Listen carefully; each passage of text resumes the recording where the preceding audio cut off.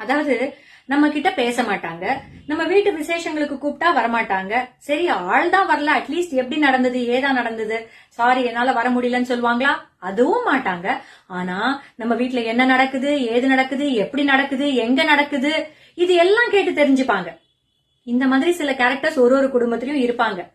அவங்களுக்கு வேண்டியது என்னன்னா, நம்ம நல்லா இருக்கோமா அப்படின்னு தெரிஞ்சுக்கிறது இல்ல, எங்கேயாவது ஒரு இடத்துல நம்ம விழுறோமா, எங்கேயாவது மாட்டிக்கிறோமா, ஏதாவது பிரச்சனைல சிக்கிறோமா அப்படிங்கிறது தான்.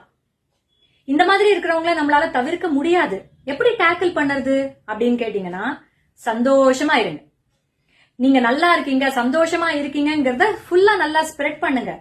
இன்ஃபேக்ட் அது நல்லதுதான். சொல்ல சொல்ல இன்னும் அந்த சந்தோஷம் பல மடங்கு பெருகிறதோட மட்டும் இல்லாம, நீங்க விழுறீங்களான்னு பாத்துட்டு இருக்காங்கல்ல, அவங்க சரி போ இவ விழற மாதிரி தெரியலன்னு அடுத்த வேலையை பார்க்க போயிடுவாங்க.